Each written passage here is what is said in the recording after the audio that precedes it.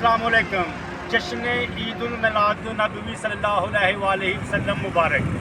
मियाँ साहब, आज के दिन आपको एक मैं कुरानी नुस्खा बताता हूँ पीसफुल रहने का, जहनी सुकून का एक कुरानी नुस्खा जिस पर आप अमल करके जहनी तौर पर मुकम्मल तौर पर आसूदा और पुरसुकून हो जाएंगे।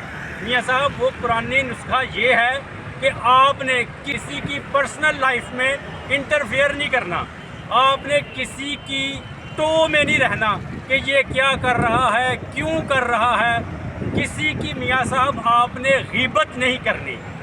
मियाँ साहब, जब आपने ये नहीं करना तो किसी बंदे को आपने अलाउ भी नहीं करना कि वो आपकी पर्सनल लाइफ में इंटरफेयर करे, आपको डिस्टर्ब करे। ना मियाँ साहब आपने करना है, ना आपने किसी को बिला वजह ये इजाज़त देनी है, ये परमिशन देनी है कि वो आपकी पर्सनल लाइफ को डिस्टर्ब करे। देखें मियाँ साहब, अल्लाह पाक ने कुरान पाक में इरशाद फरमाया है, या अय्युहल्लज़ीना आमनु जतानिबू कसीरुम मिन ज़न्नि इन्ना बाज़ ज़न्नि इस्मुन वला तजस्ससू वला यक्तुबू बाज़ुकुम बाज़न अय्युहिब्बु अहदकुम अन याकुलू लहमा अहीहि मय्यतन फकरख्तिमुहु। मियाँ साहब, इस आयत का मतलब ये है, मैं आपको लफ्ज़ ब लफ्ज़ समझाता हूँ।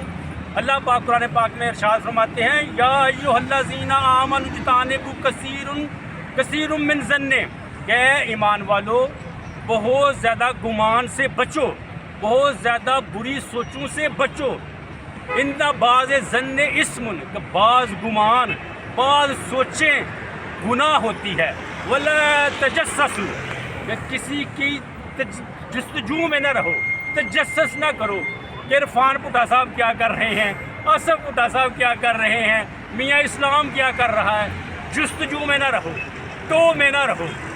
वला यग़्तुब, गीबत ना करो, बाज़ुकुम बाज़न, तो बाज़ लोगों की आपस में गीबत ना करो, बुराइयाँ ना करो। मियाँ साहब, अगर कोई बुरा है, इरफान पुट्टा साहब जो वीडियो बना रहे हैं, लेट्स सपोज कि ये बुरे हैं, लेकिन फिर भी इनके पीठ के पीछे गीबत नहीं करनी, बुराई नहीं करनी। आगे मियाँ साहब अल्लाह ताला फरमाते हैं, ये सारी चीज़ों को अल्लाह ताला कहते हैं कि अयुहिब्बु, कि तुम्हें पसंद है। मियाँ साहब, अरबी में ये मोहब्बत के सीगे में, पसंद के सीगे में अयुहिब्बु यूज़ होता है। अल्लाह ताला फरमाते हैं अयुहिब्बु अहदकुम, अहद कहते हैं मियाँ साहब वाहद को, एक।